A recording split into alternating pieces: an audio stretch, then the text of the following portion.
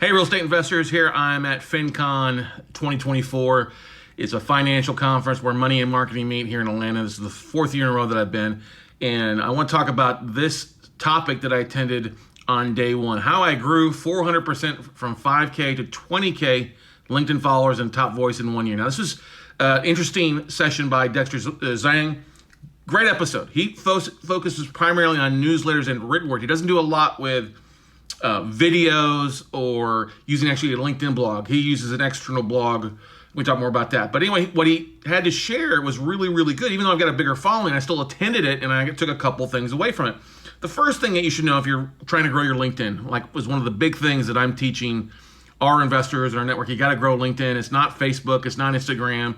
It is literally the most professional network out there. If you want to grow your audience, which is what we all do for more funders, more deal flow, you really first need to focus on nailing one ideal audience. Instead of being generic in your posts, focus on your content. And he uses, like I said, written content, written blogs.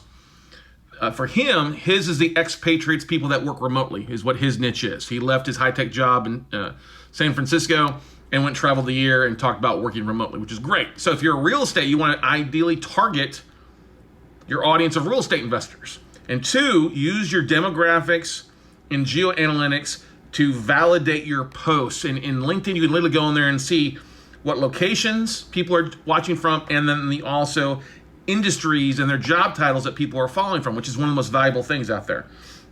And you got to think is that your feed, okay, is Main Street, and your content is storefronts. When people look at, so if you're walking down Main Street looking in at your post individually, see what attracts people. And you want to trigger curiosity, obviously, in your stuff with photos, banners, questions.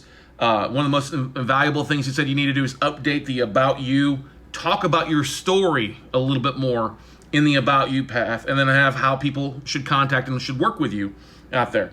Also, if you have an offering, you're looking for investing, or you're looking at offering a class, make that in your featured site. That's one thing I'm going to update because I have, about the podcast in my featured site, but I'm going to go back and put my 1-day class and my 3-day class in my featured aspect of it. He also said educate to inspire. You want to have case studies, spotlight people, and listicles, as he said, list of things, top 10 things. Write it all out. Don't make it too long, but keep it kind of very, very simple. He also gave the anatomy of how a LinkedIn post should look like. I'm not going to go through that there for you. He talked about 6 different hooks. When your content hooks are just as important as anything: curiosity, inspiration, identity, counter narrative, maybe contradictory in a little bit nature, and then some credibility in what you're doing.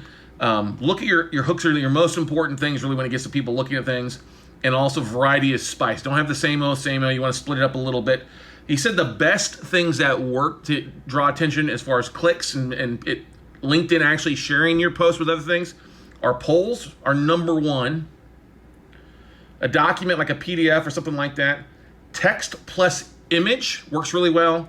And then also LinkedIn video came in number 4. And they all rank differently in how LinkedIn shares your stuff. But if you start getting comments and posts in the first hour, which is the golden hour, it's going to get you to have to go a little bit more viral in a lot of cases, okay? Links, don't put links outside of LinkedIn in the actual content. Put it in the first comment. They say that's better. If you put it in the actual first comment, usually LinkedIn is going to limit who sees that. So that's one big thing to start doing. And you want to try to cultivate real conversation. So if people are commenting on your stuff, comment back. Also go to look in people in the niche or that audience you're trying to serve and what they're posting and comment on their stuff. Share and repost also help. If you're reposting some other stuff, it will lead people to seeing what you're reposting, and your network will look to see what you're reposting.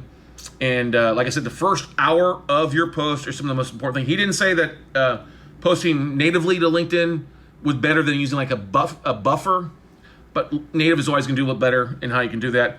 And create relationships, not just content, and track your convenience, track your conversions with smart links. But this is a valuable aspect of it. Like I said, he didn't use a LinkedIn newsletter. He doesn't do video on his site for the most part. It's usually content, text plus image, and that's fine. But I walked away with several nuggets on this. Thank you, Dexter Zhuang. Great presentation. And he also shared his slides, which we'll put that below in the comments of this where you can download his slide presentation as well.